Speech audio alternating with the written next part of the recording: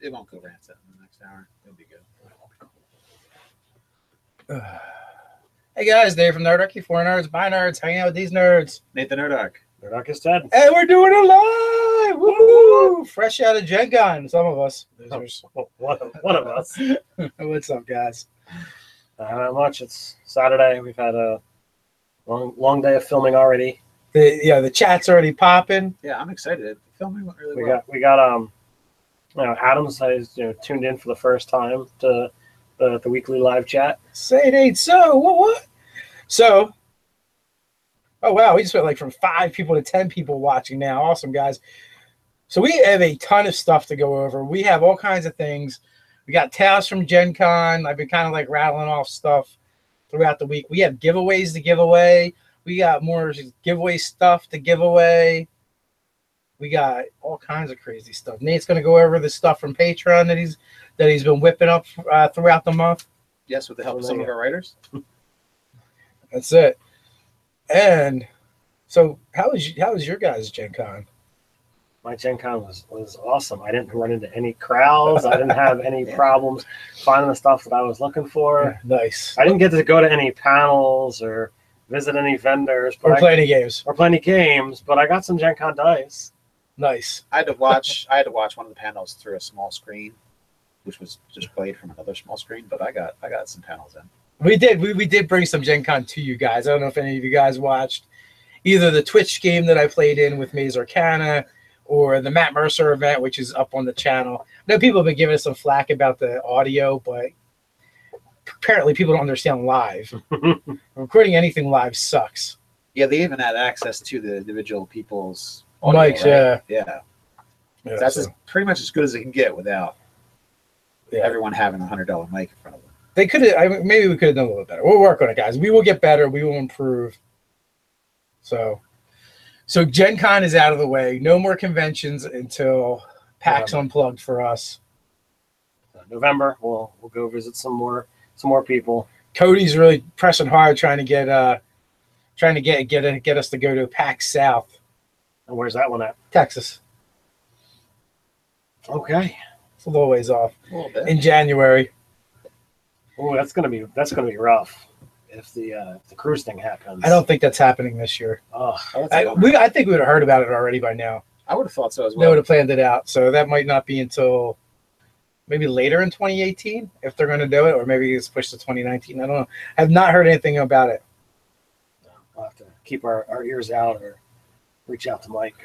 Adam Foisey demands we get a better mic or trial by combat, one or the other. I'll opt for the mic because while I might know a little bit about combat, I really have no desire to actually do a trial by combat. Trial by combat. That's my goal. Ted, trial by combat. You keep saying anyone that's actually done anything with swords, you're like, you got to fight Ted. It seems fitting. Don't you guys agree? Don't you think we should see Ted use that sword training? He's taken all the trouble and time to train with the sword. He owns swords. He should probably fight with a sword. Robert Clutter, by the way, we are from New Jersey, South New Jersey to be specific, not Maryland. Oh, bad man. You guys won't be able to do PAX South. There's a hurricane hitting Texas. We're all dead. I hope not. We will pray. We will pray to Odin for you. We'll pray to Thor that you be spared. Perhaps Maltritus in our world will spare you. Go get some copper coins and throw them in the ocean. Reading the Iron Druid series, found out that there's quite a lot of like lightning and thunder gods throughout mythology. So we could pray to lots of them. So now it seems like a lot of work. Got a list. We got to check them off. Yeah, absolutely. So I got to meet Andres Walters. Oh, cool. And he's from Philadelphia. Metal Weave Games is his company. They did Beastiary and Critter Compendium. No, Atlas. Atlas Animalia. There you go. Yeah, Atlas Animalia. So and I was looking at him because he was at the other booth where we got the books from. What was those guys again? I meant to ask you before. Yeah, I meant to ask you before we actually jumped on here. I figured you knew since you sent me over there. I just knew it as the gods and goddesses. Okay. I don't remember. I don't know whether the Jetpack 7 I would think it's that Jetpack 7. So, but yeah, so I went over there and I was like looking at Andres. I'm like, you look familiar. I'm like, I think I know who you are. But you see people through like this tiny screen. It's just not the same. so did we get any hookup? Because we're trying to get him in the celeb game. Yes, we are. It didn't actually come up. There's so much going on at Gen Con. I know you sneaking into invite only parties. I didn't sneak in. I got an invitation, pal.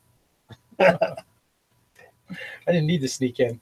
Not like some of my other friends. They absolutely snuck in. But no, because we actually were in LA. We met the guy that made the list. Right. He actually apologized to me for not putting me on the list. Well, that's very nice. But you had to do some legwork in order to. I did. Get that invite. It was like last minute, like 13th hour. I'm like, I think I want to go to that party. And then everyone I knew that was going, they're like, you need an invitation or you can't go. See, because not only did I not sneak into that party, I was actually, it's kind of cool because I actually, got a hold of the guy that had to put me on the list. And he kind of runs things over there at Geek and Sundry. And so he sent me a text and we're at the door to get in. And the young woman is like, asking for tickets. Like, I don't have a ticket. I just got this thing. And Ben sent it to me. And then she takes my phone and shows it to the other she's working with. And she goes, well, you see, if you get it like this and it doesn't have the barcode on it, it means they're on the VIP list and don't worry about it. Nice. So I was like, yeah, VIP list. What? That's pretty sweet. So back to Andres. Yeah, so I got to meet him and it was cool. Awesome. And I did recognize him. I'm like, Andres? He's like, yeah. I'm like, all right, cool. I thought that was you, buddy. Yeah. Nice guy. And then David was loving the Baby Beastiary stuff. Yeah, the artwork on that is fantastic. And he still likes that like cutesy kind of stuff. Well, I know my family will greatly enjoy when we get our copy. Oh, you're getting the Baby Beastiary? Oh. So we have a law question here, and I think a law question. Yeah. What law? Yeah, something about copyright laws. Let's see. Isn't the live improv show, guys, you put on totally against copyright laws? I don't know why it would be. The promoter asked us to put it up. Yeah, we actually recorded it with the promoter asking us to do so. Yeah. So we didn't just pirate it or bootleg it. Yeah, it wasn't like everyone there knows it was being recorded and put up, and so yeah, I don't think so. Yeah, not a problem when they're saying, "Hey, please do this." And I got it in writing, like throughout emails and Messenger and stuff like that. So Brian Feaster, Open Legend, he actually promoted, hosted the event through Gen Con. Invited everyone, and they're actually doing another one at PAX Unplugged. So that one I think is going to be. I think that one's going to appear on Hyper RPG. So, and I don't actually know if any of the Hyper RPG people are going to be in it or not. It sounds like one of the guys, Zach, somebody, I forget his last name, but he's on Hyper RPG. So that is how that came about. We try and do everything on the up and up for the most part. Like there might be some things like, and it would be ignorance, and when we figure out, oh, you can't do it that way, we correct it. Fix it, yeah. Like our giveaways, like we were doing them a certain way, and then as we figured out more and more stuff, we've made changes and adapted to make sure Ted doesn't go to prison. Like when we say that, we're doing giveaways, I know, it has nothing associated with YouTube or Patreon. It's just something that we or anything. do. It just comes from the void. It's Nerdarchy. That's it. Yeah, and then there's ways to do it without having to spend money. Yeah, and there's ways on the website to be able to enter without purchasing anything or whatever. Stuff. Yeah, and actually, there's a link in the description to this video that lets you know how to enter our giveaways without being a patron. So you can go there, download a form, mail it to us, and Ted goes and picks them up every couple of weeks or whatever. I try to go once a week. Once a week. There you go. Ted just lives at the P.O. box. They actually hand them in. Yeah. No, it's actually my address. I live there. At the P.O. box. He lives in a P.O. box. Yes, he's a wizard. He can shrink himself down. Unlimited power. Tiny, tiny living space. Nice. So we have a lot of stuff to go through. What do we want to start with? Do we want to just start showing the giveaway stuff? Right, so let's say, all right, you got to meet Margaret Weiss. No. I did get to meet Mercedes Margaret Lackey. Weiss, Oh, but Margaret Weiss was a different time. It's okay, Ted. That was Origins. But this time I met, I got to meet Mercedes Lackey because she was at the Zombie Orpheus booth. And I was talking to those guys because I was supposed to pick some stuff up. She's like, hey, I'll give you something to give away. So she gave us the Elven Bane novel, which somewhere's in here there's a signature. Yes. She also signed it. So it is a signed copy of Elven Bane. And we'll be giving this away in the near future. so that'll go into our giveaway pile. But The stack. since you said Zombie Orpheus, We'll go there. we'll go into that. So I believe we have 3 giveaways from Zombie Orpheus. So we're going to be doing them. So we have Journey Quest and let's see. There's season 1. I think it's like season 1, season 2, and season 3 of Journey Quest. That'll be a giveaway. We have all 3 movies for the gamers. That'll be a giveaway. So there's no reason to break those up. And then we have Humans and Households. And this is another thing put on by the gamers, and we'll be giving that away as well. So it was very, very cool to actually get to, interview some of the people from Zombie Orpheus and Dead Gentleman Productions. Which Nigel Nubs Sanford, Nerdarchy Nubs, actually had got in contact with those guys and got them to come on and do the interview with us and do the hangout with Ted and Nubs. So that was really cool. But when, Zombie Morpheus, Orpheus, man, Orpheus. But as I'm looking through the Facebook page and people are talking about Gen Con this and Gen Con that, and Dave is en route. Somebody's like, hey, I've got this book that's coming out. Look for me at booth, whatever have you, at Gen Con, and that was as I previously mentioned, the Gods and Goddesses book. That's for 5th edition or.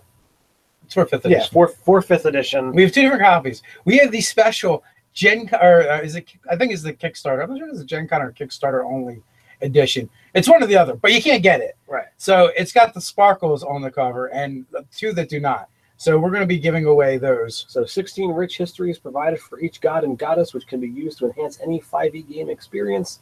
Stats and abilities for each god and goddess avatar. If you ever wanted to insert a powerful avatar into your 5e campaign, now you can. Yeah, they're also in the chat. They're liking that. They're digging on the art on that. So that's pretty cool. They're hardbacks, so yay. Yeah, so we've picked up like 8 months worth of giveaways from going to Gen Con, which was really cool, and it's cool stuff too. It's not crap. So I was pretty happy with that. So I know we've passed our threshold, but be on the lookout for the future for our 40,000 or 40K giveaway. We still have to work out the details of how exactly we're doing that, but we did happen, or it did happen. We said we would do it, so it'll happen. Perfect. We will give away Nate. No. We can give away one of Nate's kids. He's got a bunch. I think now is the perfect time to talk about Patreon awards. What do you got coming up in the future, Nate? All right. So for this month, and so if you wanted to get on this Patreon awards, you can be at the $2 level to the $10 level, and Or more, of course. Well, of course. Hold on 1 second. Mike the Piper. Sorry, I just joined. Where can I purchase this supplement book? So it's actually a Kickstarter, so I don't believe you can purchase it yet. We will get the link in the description ASAP, but it is, what is the production called? Jetpack 7? Jetpack 7, and it is Gods and Goddesses? Correct. It's got an MSRP of $29.99. And actually, the guys behind this book, they actually do a lot of the art for 5e D&D and other game systems, but they've decided to do their own thing, and they've stepped out with this being their first product. Cool. All right, so you were saying, Nate. So like I said, if you join Patreon before the end of the month, in between the $2 and $10 level, you'll get a different reward for each level. And starting at the $2 level, we have Mage Forge, and that is the Spell Quill. $3 level is the Monster Menagerie, and it's Mortamagus. And then at the $5 level is Friend or Foe. It's going to be a Fiend-Packed Warlock Barkeep staffed with imps. It's the owner of the Devil's Den. And the terrible terrain for this month coming up is the Fight at Devil's Den. And the Lost Lore is the School of Ancient Secrets, a wizard archetype.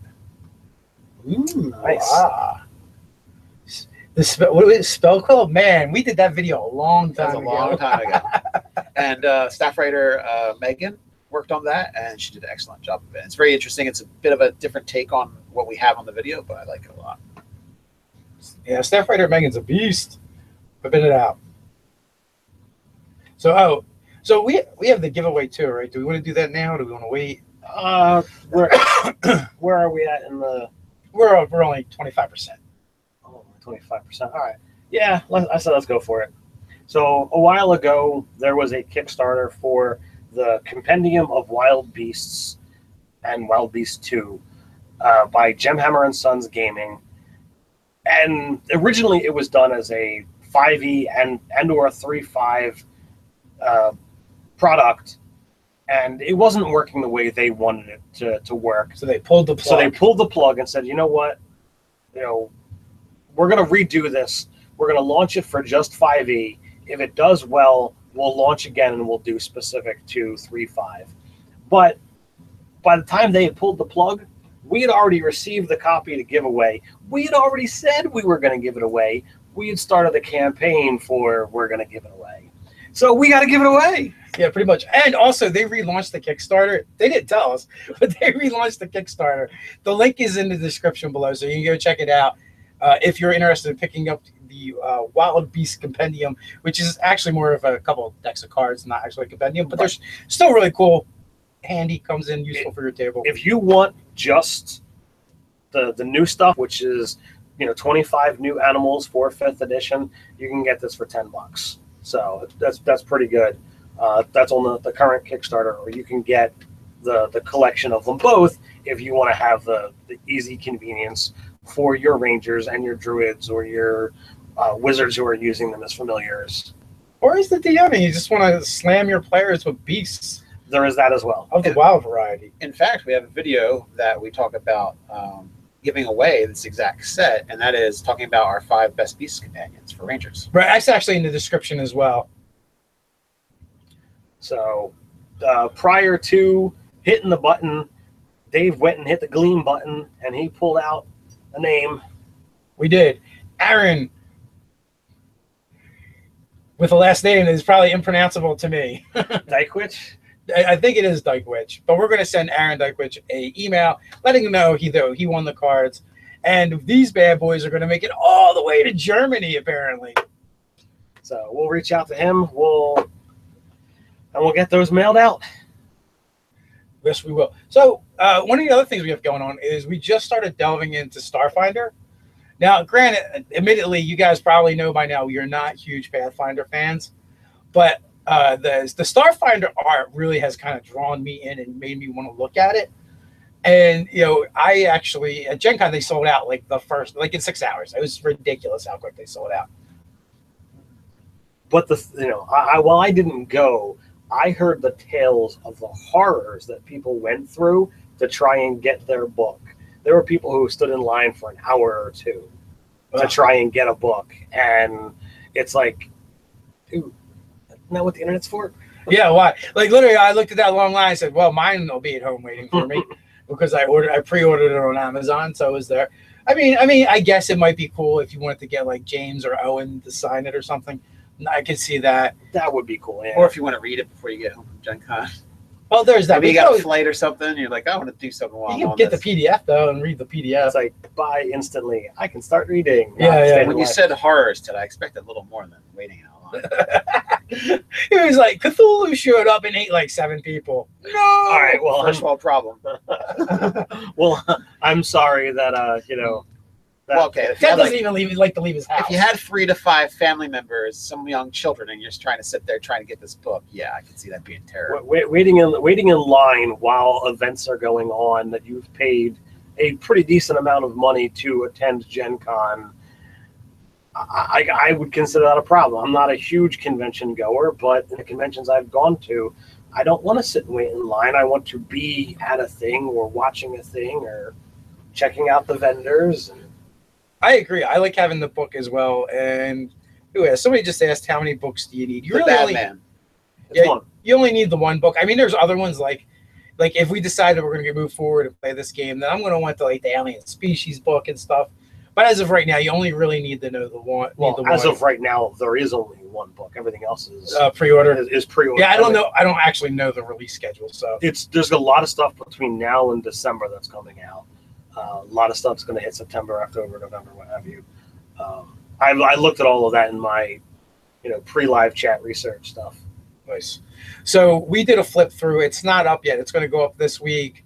We're going to start breaking down the things in the book, and we're going to kind of learn about Starfinder on video with you guys, and check it out, and gals as well, and check it out as we go. But right now, I'm digging it. I like it. I like the art. There's definitely, it looks like they did some streamlining. They've changed some things. They've upped the ante on certain power levels on other places. So, like, if you really like the Pathfinder Crunch, then you're still going to get a lot of that. It would appear. And in other places, they did do a little streamlining. Like the skills, I noticed right away was, I believe it used to be, you would get 4 times the skills at first level, and you would max out at like 4 ranks. But now they changed it to, you pick the skills, and if you're proficient, it's +3. It's your rank +3 as long as it's a class skill. So it's the same number per level. It's not different from first level. So they took the multiplication out a little bit and lowered the math a little bit. But it actually works out to be the exact same. And someone probably just looked at it and figured, if you just added 3, it'd be the same, right? My favorite thing that I think really made it feel like something else was the 2 different types of armor class. You have like a kinetic armor class and an energy armor class. Yeah, depending on what kind of weapon's hitting you. So I think that really fits well with the system. So it's like, oh, well, I'm really protected against energy, but not so much against, swords. Well, and they made the characters a lot tougher too, because you got like double hit points, because you have hit points, and then you have something called stamina. And your stamina, you get back a lot faster. Your hit points takes a little bit longer to get back. Nate and I were talking about this, and it's one of those things that it gives you an actual representation of being damaged, so that your stamina is typically what you're going to take first, unless a specific effect says it goes right to hit points. And this represents you being tired and using that energy. When you actually begin taking hit point damage, that's where you're actually physically hurt. So. I totally had a conversation with Nate and totally poked a hole in this. You can still only get run through by a sword of spear once. So literally, you're never going to real hit points until you're like hitting the ground. Well, I mean, you can get some gashes and stuff. Yeah, unless there are abrasions or whatever. But it's always going to be an extraction. Just deal with it, people. I'm just saying, now they've actually got, the set rules for it. The abstraction has a divide between actually being hurt at all and just being tired from the fight. Maybe. We'll see. But what it has done is increase the toughness of characters. That part is undeniable. Well, that's good, because when you have swords that do a tremendous amount of damage because there's some kind of vibro laser or whatever, or plasma thing. Or laser cannons. Or laser cannons. Vibro laser energy weapon. I don't know whether they all work together. They do. Absolutely. It could be unholy laser something. Okay. Because they do have all the same 3.5 add-ons. So it'll be fun. I think it's going to be a fun game to play. The question is, will we be able to squeeze it in? It's a really thick book to get through, though. It is. I think the hardest part is going to be finding somebody to run it for us. Well, we could run it ourselves. We could. You slacker. Nate's going to run it. I'm interested. I won't lie. I'm interested. All right. Someone will have to let me borrow the book. You're right there. PDF's not good enough. I got to hold it. I need to hold it. Feel the weight. That is a thick book, though. I spend the time on the computer so much, I need a little break. What's up, Writer's Block? I see you in there. See you peeking. So I thought we had way more stuff to go through today. I felt like there was just a huge slog. Or did we just go through really we fast? Apparently went through it really fast. Son of a bitch. I thought you were going to have more stories. Oh, I have stories. Tell us a story. I just feel like I've been telling stories. Like, so there was the one thing that was kind of funny. Bill Allen has a YouTube channel, and he's like an awesome audio guy, and he kind of does that for his job. He teaches like high school kids or something. Well, he scored this like sweet deal where the people from Black Magic had him come out to Gen Con with his students, right? which they're not gamers, but they were doing the AV thing, and they were filming a lot of the events and running crewing for a lot of the events that were going on, the panels and stuff that were going to be live. So so that was pretty cool. Well, then he like worked out this deal where he's like following around different people and just recording it the whole time. And at the Geek and Sundry party, he had a bunch of us like, he would grab a bunch of people and do like, not even an interview, but more or less just ask a couple questions. And, you know, he had a bunch of them. So I seen that he posted it, and I think I reshared it on our Facebook page. Probably a lot of you didn't see it though, because unfortunately it's a YouTube link and Facebook hates YouTube, so it just won't show it to you. But it is over there. So I was watching it, and you know, it got to the part where I was on there, and my wife was sitting next to me. She's like, "Hey, that's you." I'm like, "Yeah, that's me." And then even better, it got to the part where Cody from Take It 20 was on there, and one of the things he would ask was like, "Well, what was the best part about being at Gen Con?" And he's like, I got to meet Nerdarchy Dave and from Nerdarchy, or meet Dave Fryer from Nerdarchy and hang out and play games. And then so I just had to keep rewinding that part and play it for my wife over and over again. So that was pretty cool.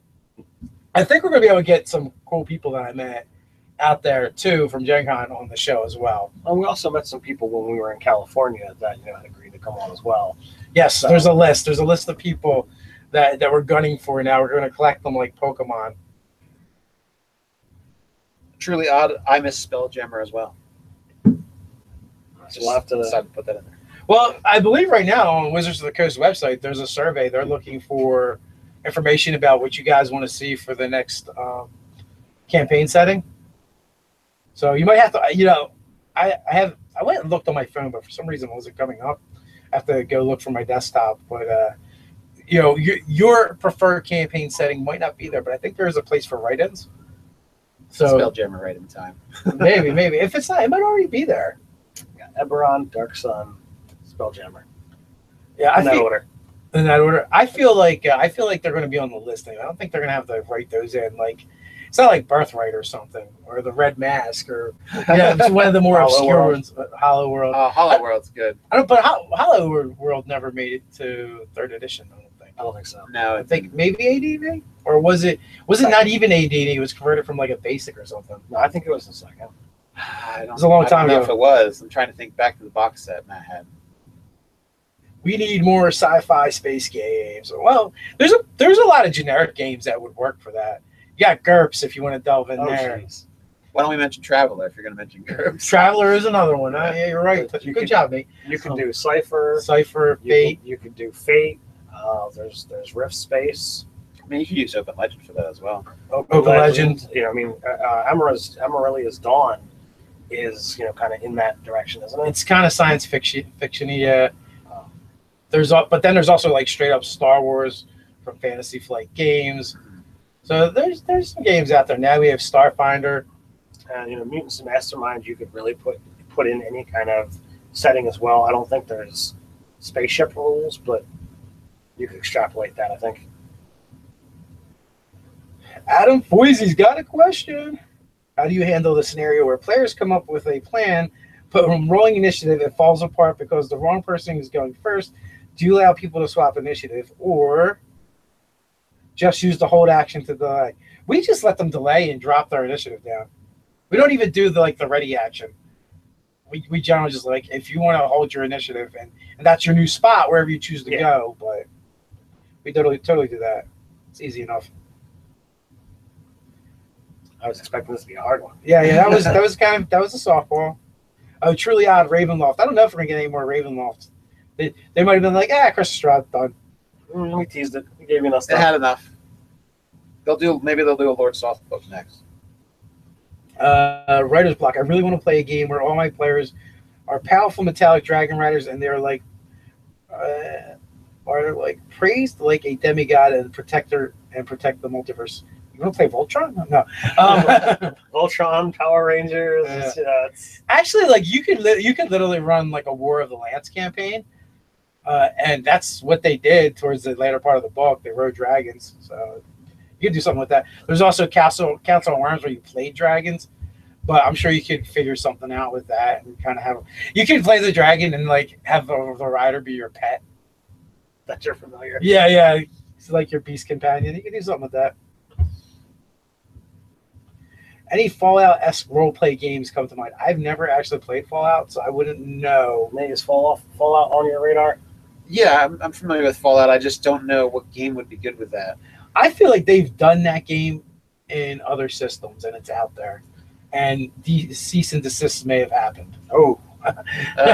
So I look, if I guarantee you, if you search that one out, Fate, Cypher System, Apocalypse Engine, one of those has got to have Fallout rules for it, even if it's homebrewed. So I think you could definitely find something.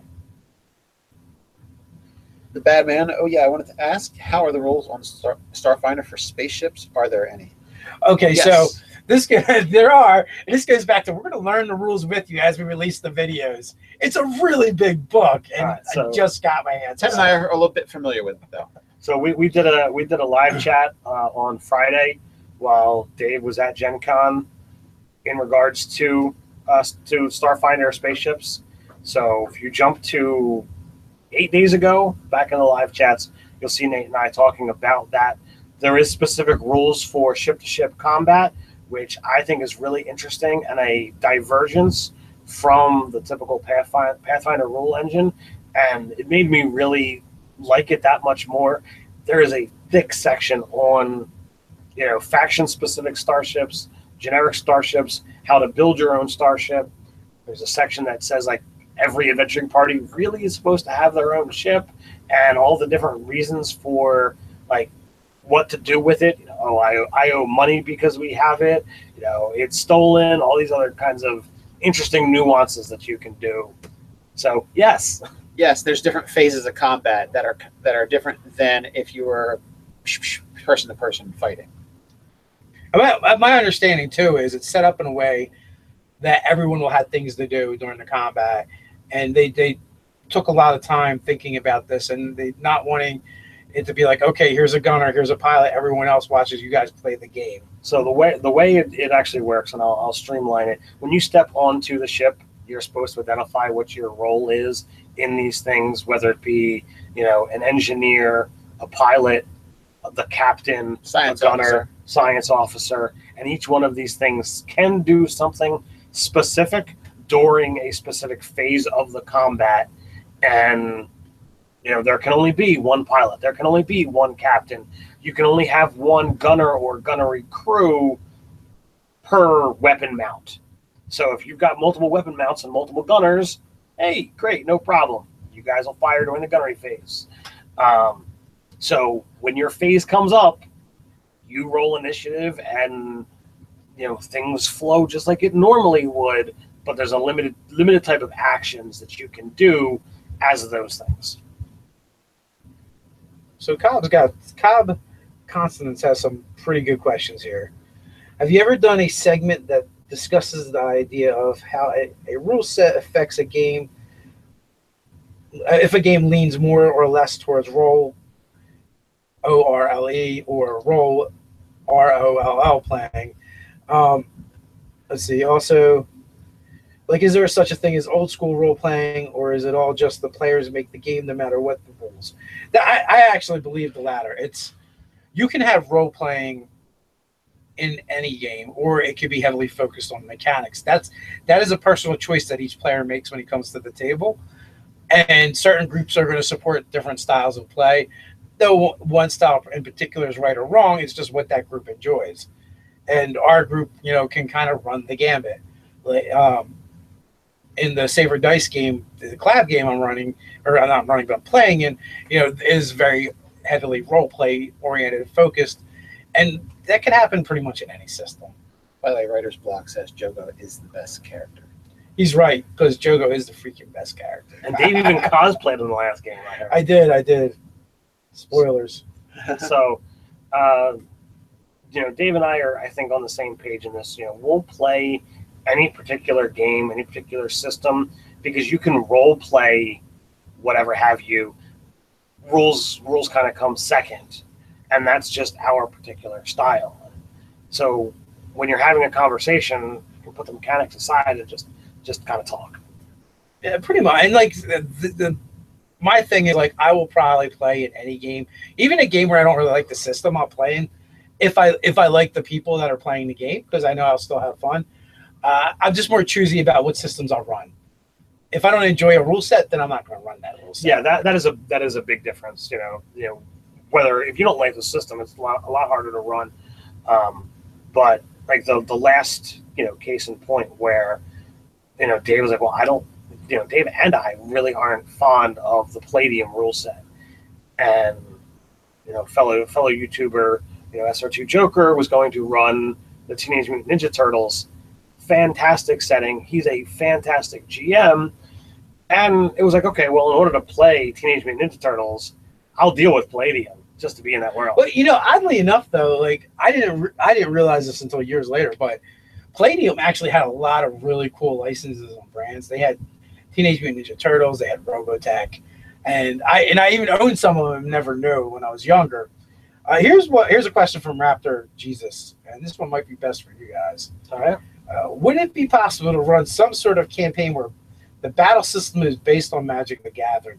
I almost see like you'd have to make it like a mini game, and like it might be weird to have like a full table of players trying to flip cards. All right. Well, so for Magic the Gathering, you can play one-on-one, and you can play, a group battle, and do as you will.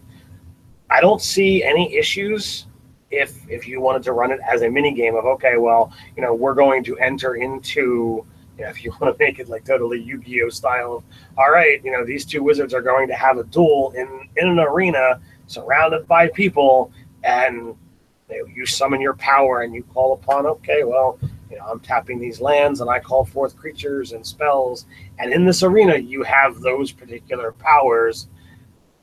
I wouldn't necessarily represent it as the physical characters in the game are manipulating cards like Yu-Gi-Oh. I would think that's just a representation of what you're doing out of game to say what they're doing in game. But I would totally say it's allowable. What's your take, Nate? I don't like the idea of the tournament and like arena thing. I was thinking about if you were on an actual battlefield, you could just you could have a deck, I guess, that you would wield against the other army.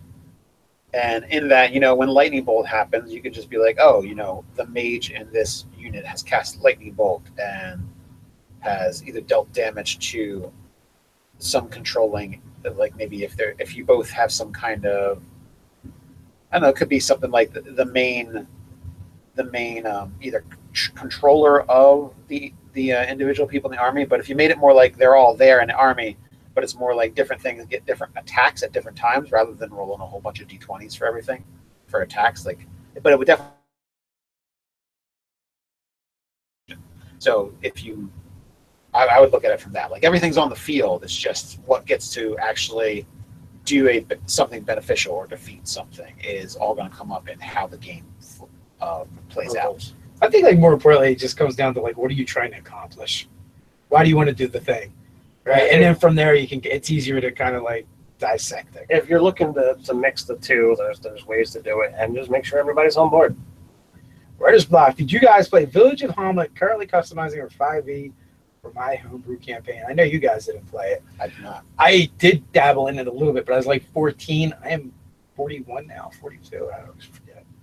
Yeah, 41. No, you're 42. Son of a bitch. Always miss one. Yeah, so, yeah. So, yeah, when I was 14, I think I dabbled in that a bit. I don't know how much I made it through. I know my druid put his spear through an orc's back after he swore he wouldn't. How the element showed up, bad things happened. That's all I really remember. Well, Adam Foisey, question 2. Have you used the downtime activities in UA in the game? I feel like we were using those before they even existed. Like we tend to do a lot of that kind of stuff in our games anyway, but specifically, not necessarily. But I think it's a really great tool if you're a new DM, and it kind of works you into it, and it kind of gives you ways to reward your players for doing that stuff. If you as the GM aren't thinking in that direction already. How did you like it in regards to the magic item variation? It was much better than what we currently had, so it was definitely moving in that direction where Here's how you make magic items if you're into that sort of thing. Truly Odd. How did you guys meet? Well, these guys were in Boy Scouts together, I believe. So no, we had a mutual friend who was involved in Scouts, and before he actually joined the troop, he right, it was a secret. You wouldn't tell Nate about you guys being Boy Scouts. I didn't know him. I knew Mellish, and Mellish was the mutual friend, and other kids that were in the troop that were friends of Nate. Every month they would disappear one weekend for our. They want to tell me why. It was like a secret cult or something, and they would just vanish, and they would go. They'd go away for the weekend, and Nate's like, "What the heck? Where do you guys keep going?" And they wouldn't talk about it.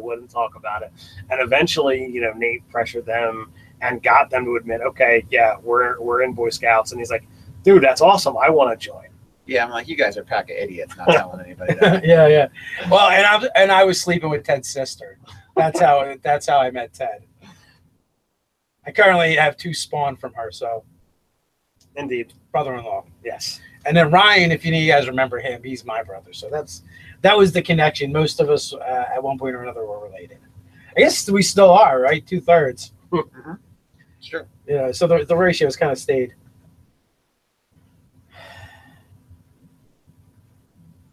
Oh, Amish, sorry. I just went and did the Wizards of the Curse survey. Awesome. Nice. What you vote for? Sometimes. Sam, these print. How would you guys use a gray slad merchant?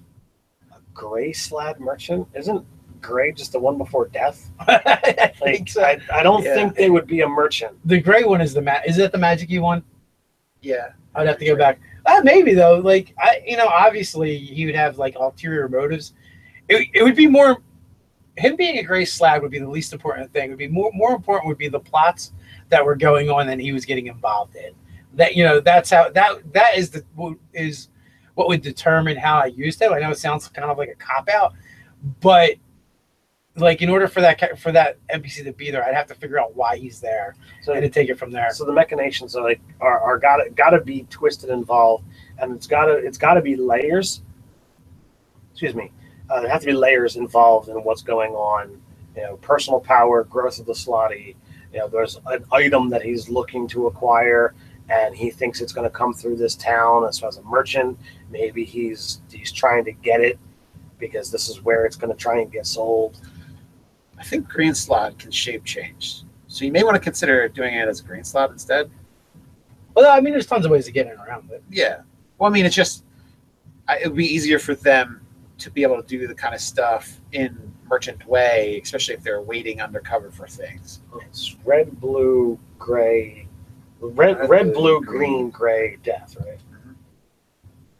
So, Cobb, what playlist of your guys' live Dean games favors more role-playing over role-playing, in your opinion? I hate that iteration. Not very easy to read and have people. So, if you're talking about in-person, or I think they're equal, like in person. My game is going to have more, is definitely more clowning around kind of stuff. You tend to do a little bit more combat in your games than I do. So I think the combat's about the same, but my players clown around a lot more in the game. So, I always try and incorporate it. But if you're talking like all games, then our Open Legend game and the Scarlet Sisterhood by far would have the most role playing in them, are paying. Especially the Sisterhood. Those guys are hilarious. There was one that they wanted to start a fight with us. I like this one. I lost it. It jumped around. I know what you're talking about. Yeah. Well, while you're looking for that, I know we're getting in there. So if you guys want to start sounding off, say where you're tuning in from, roll call, yada yada. So writer's block. Here's a pretty weird question, and it might cause a fight. But who's the best DM out of the Nerdarchy crew? So I've been DMing the longest. I'm gonna vote Dave for seniority purposes and just the sheer amount of gaming he's done. Yeah, Dave's taught me most of what I know as far as DMing. So yeah, I don't think there's a fight there. Well, but that being said, too, I learned stuff from these guys, so that's the cool thing about this hobby. always learn, always be open to what other people are doing. You may not like everything they do, but I feel like most people have something to offer. So you're going to be able to add that to your repertoire, and you're going to become a better DM if you just pay attention and listen and watch what other people are doing and be open-minded. I mean, even first-time DMs might think of doing something that an experienced DM might not do, and it's only because, well, they don't have that experience to say, oh, well, nobody's done this before, or, you know, what have you. So I always try to give new GMs a chance. I always try to, you know, let people give their foray. Always willing to give advice, but then as Dave says, I'm always looking at, when I'm in a game, what is this person doing that I'm not? And am I having more fun because they're doing this thing that I don't? Raptor Jesus has a really easy question. Have you guys ever seen a campaign in Magic the Gathering universe, and what would you recommend doing to make one? There's like 4 of them Wizards of the Coast has put out. Yeah. Plane shift articles. For free. Yeah, I would check those out. Is there 3 of them or 4 of them? Yeah, and if you search Plane Shift and Nerdarchy, either on the Nerdarchy homepage, there's a channel search, or if you just put in, you know, Plane Shift, Magic the Gathering, Nerdarchy in the search bar, you'll give, like, we have all 4 videos should probably come up. At this point, we may even have a playlist for that. Yeah, they're really good. There's a lot of information jam-packed into those particular, you know, PDFs, those articles. And you could literally, using the last one, you could literally make a Planeswalker type game where you're bouncing back and forth amongst the realms of Magic the Gathering, or you could play a game or games in just one specific setting. So I guess we should jump into the roll call. Adam Foisey in Kansas City. We got Truly Odd, San Antonio. We got John in Jacksonville. We've got Witherskid in, I'm in the yellow dye. Wait a minute, is there a yellow dye? There is a yellow dye over there, but I don't think there's a yellow dye back there. I think this is the one they can see, though. As we now search for random people. Regilio's in Utah. We also have Kareem in Jacksonville. We've got the Bad Man in Houston, Texas. Part of the new Atlantis soon. I was like, wait a second, didn't Texas get destroyed? Isn't that what they were saying earlier? Yeah, but we're praying for them, sort of. We got Dalton in Alabama. We got House Springs, Montana with Cobb, Raptor Jesus, Rock Hill, South Carolina, Contempt 83, Detroit, Michigan. We've got Indianapolis, Indiana with Excalibur LPS. We have DM Steve in Saskatchewan. We also have Jeremy in Central Florida, because now they're starting to jump around because we kept talking. Ooh, Stefan in Thunder Bay, Canada. Nice. I haven't seen a single Sweden about to flip the table and walk off the set. No Sweden, no Denmark. Yeah. Where's Poison? Wilder Smith is in New York. I think it must be the 2:00 hour opposed to the noon hour. And out of Corbin is in San Bernardino. There's definitely some names in there that I don't remember hearing before. So. Yeah, we got some new ones, which is always cool. We always love to see you guys popping in for the first time. Shozama, 85, joining from El Paso, Texas. Been gaming since 2nd edition. Nice. So that was these guys. That's where I came in. Yep. Yorkshire, England, yo. Nice. Hey, there we go. Now we got some international. They're not allowed on the internet, the bad man.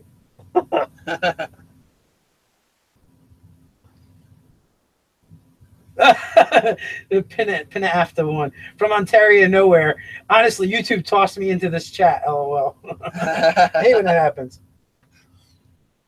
Dalton Browning, he'd like to thank us for helping him get into D&D. His dad used to play it back in the day, but stopped when they moved about 20 years ago. He wanted to play, but couldn't find a game. Oh, well, awesome! Glad that we got you in there. Hey, Wilder Smith, what's going on? DM Steve, Nate, I'll make you say Saskatoon, Saskatchewan every Saturday until it rolls off your tongue. That's great. Excellent.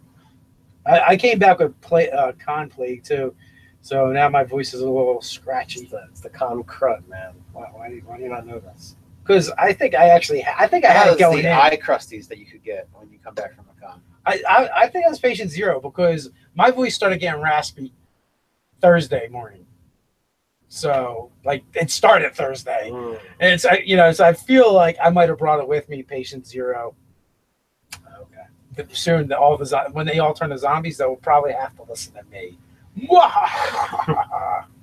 So we, you know, we sadly don't have any games tonight, but next week, you know, now that August will be over, we'll actually be getting our regular gaming schedule back. I play like 4 games a week, even without our regular games. I don't know what you're talking Well, about. I'm talking about our typical like game that's here, not Yes. online. Someone did ask when you guys were going to start your regular recorded games. So We have a couple in the tank. We have one that we've got a lost episode now. Which makes also me it's half sad. of a lost episode. Yeah, but I'm not gonna put up half an episode. It's kind of What's the weird. second half? So we'll probably have to do like a live chat and kind of talk about what actually transpired during that game. Yeah, and put it in the playlist or Because something. it's a bit sad. We knew going into the session that we were losing a player at the table. And something happened, and I'm blaming Dave. Dave's blaming me. So we really have no way of knowing. I'm actually saying I don't know. It's either Ted didn't record the second half or I deleted the second half. I don't really see either of them really happening, but it did somehow. One of the two happened. I recall hitting the button and hitting the stop button, but Dave's like, "Well, I don't remember deleting it." So we really have no way of knowing. So It's just not there. It is just not there. British Block is late with Dublin, Ireland. Hey, yes. We had 2 international or so. So Raptor Jesus says he's been binging on our stuff for a week. Thank you very much for joining us. And he also has a question about how do you guys prevent players or DM burnout when playing that many games a week? well, and that's going to be you. How do you prevent burnout if you're running that many games a week? Well, playing is easy. I just kind of show up and we do the thing. Well, right now you're running the Scarlet Sisterhood. You were running the Open Loan game, Other guys, and your player in the Saber Dice game. yeah, and Marvel. Oh, and the Marvel Phaser. So that's another play. So you were running 2, playing 2 pretty much every week. Yeah, it sounds pretty balanced out. It's pretty easy. And you know what? Like the Marvel game's a lot of fun to play in. The Saber Dice game is a lot of fun to play in. So that part is really easy. When it's just show up and play, there's really not much of a problem. But prepping and running for those games, you've got with those 2, you've got high quality players in the game, and they're shortened sessions, so there doesn't have to be as much prep time, I would imagine. Nah, yeah, the shortened session. I got a lot of really great players that do a lot of role playing and make it fun. And when I put stuff out there, they interact with it. They make even more of it. They'll put stuff out there. I add it into the game. And, because I really have a very improv style GM. I GM very improv style. And I might go into a session with like an idea, and then I just throw it out there from there and see what the players do with it. Sometimes I totally ignore it. We have to go in a different direction. It's okay. Yeah, I loved yesterday's session. And I thought if there was a way to end that particular game, I think you made all the right choices. That's good because Dave really worked hard and wrote down all the stuff beforehand. I had an idea of like the final scene, and like some of this stuff got ad-libbed, and So the whole mirror thing was a spur of the moment. it was, and Nice. then I was like, oh, why did I do that? Now you guys are gonna all die. I loved what you did with it. It allowed that one thing that putting players against their evil duplicates can always be a challenge. And I think you handled it really well. Well, some people might want to watch and haven't seen it yet. Oh, okay. Well, then I'll stop talking. You guys should go watch that finale. Yeah, Other Skies, if you want to jump in that, it's only 13 episodes. It will only ever be 13 episodes. So you can work your way through that. That's only, what, 26 hours of Roughly. gameplay? So that's not bad. It's a complete session. That was good. Truly Odd, you know what? You can have the Nerdarchy shirts and even more over at nerdarchy.com, the store. You can find a link in our About page on YouTube, or you can go over to the website and you can check out the merchandise there. There's a bunch of stuff, including not last nor least, but the Nerdarchy thong. If you wish to own one of those, you can. Or the Nerdarchy eye patch. Yeah. We might have a pair of like Nerdarchy booty shorts or something as well over there. Give us a bunch of like merchandise stuff in our logo, and it gets weird fast. But we also have hats and shirts, and, sweatshirts and buttons and shot glasses. And Good stuff. We have a late roll call person, McCab, from the Isle of Man. Isle of Man. Score. I feel like an idiot. I don't actually know what the Isle of Man is. Not the Isle of Woman. That means you don't know either, and you don't want to sound stupid. There is a place. It's called Google. Yeah, we're now. Or the chat. Chat. Where is it? Help Dave out. I see the thong. You ought to model them for the page. No. We you guys failed. You had your chance. There was the chance of Dave and I being on the beach with the Nerdarchy thongs, and we didn't. Oh, wait a minute. Things may have just changed up a little bit. Don Browning, I might buy one if you guys model them. We'll make like $3, $2. Well, we have to buy them first, so we ought actually probably make negative dollars. Yeah. And, that should probably be banned from the internet anyway. We have plenty of calls for not modeling it, so either that or I'm reading the same one over and over again. That could be it. It is in Great Britain. See, I knew someone would answer.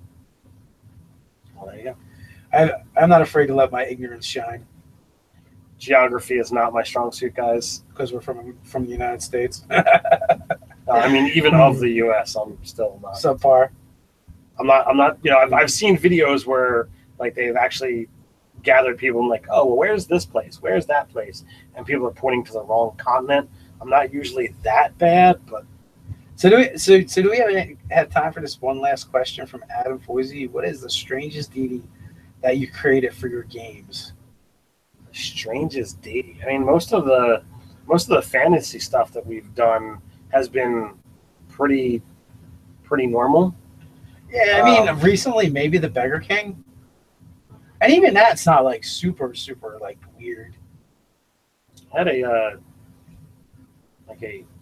jester cleric that drank a lot. I don't remember who he was following. Do you remember that guy? I had the mace that the top of it was like a mug.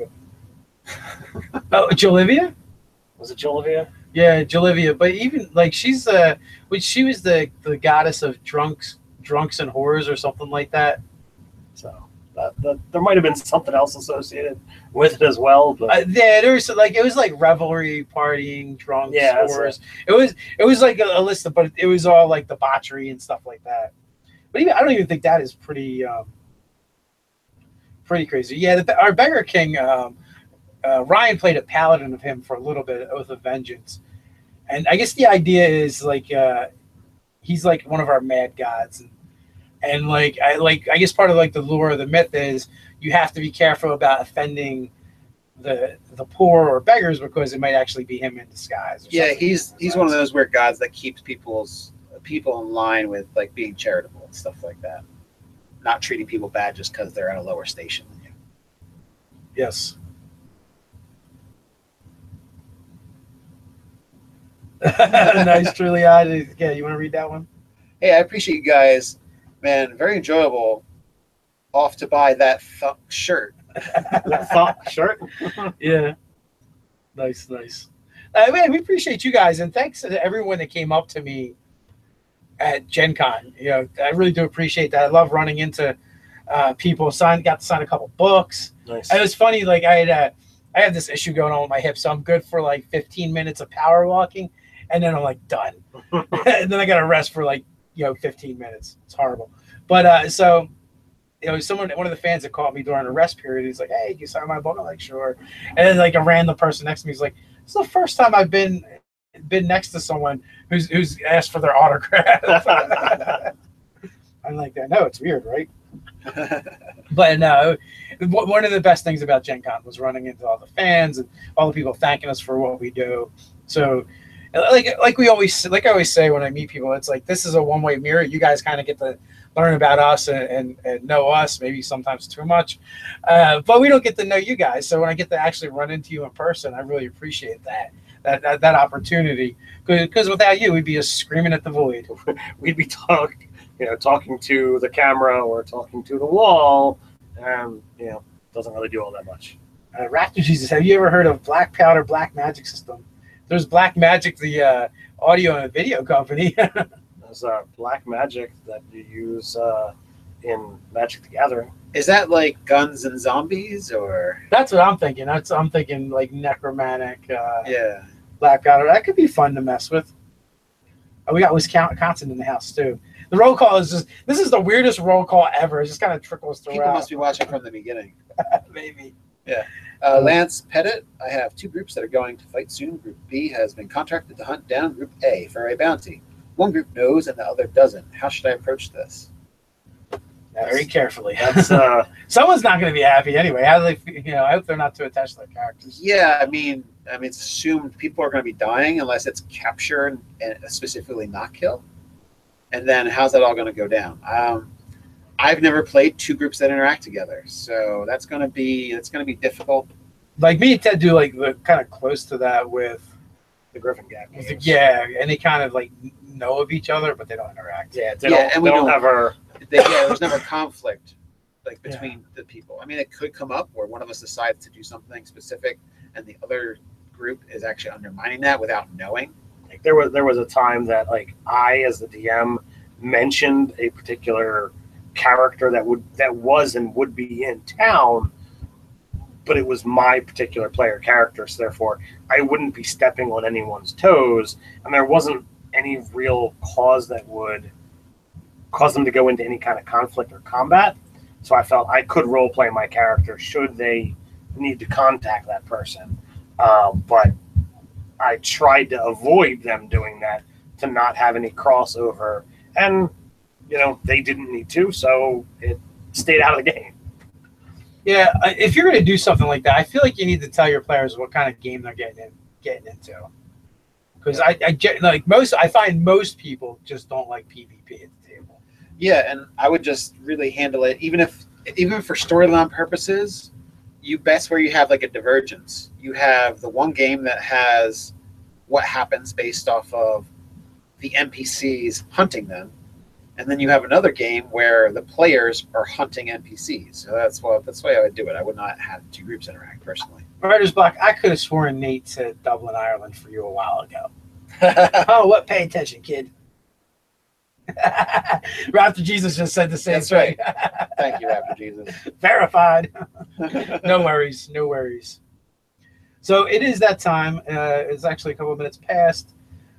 And we are so happy you guys came and hung out with us. We're up to like 50 people, 50-some people, almost 60 people throughout the chat. We're glad that you're spending your Saturday afternoon with us. Thank you, everyone, for watching, for doing the liking, the clicking, the sharing, and all the things. Thank you for those of you that support us on Patreon, or as previously mentioned, buy the merchandise, or use our links, or help us by watching the ads. However you support Nerdarchy. Thank you so much for doing that. Guy's awesome, man. I've talked to the guy on Facebook. We actually want to have him on the live chats, but different time zones and stuff. And he's got a muggle job, messing everything up. so I also Guy, and he was working with Carla as well. They're decent people from what I know, and I would love to do stuff with them. It's just they live in the wrong part of the world, and it makes it difficult. Or maybe we live in the wrong part of the world. It makes things difficult. Living in different parts of the world is a challenge. We'll leave it at that. All right. Not blame anybody. I like to blame people. I know you do. All right, guys. With that, until next time, stay nerdy. Dave needs to push the button. Enough, that's funny.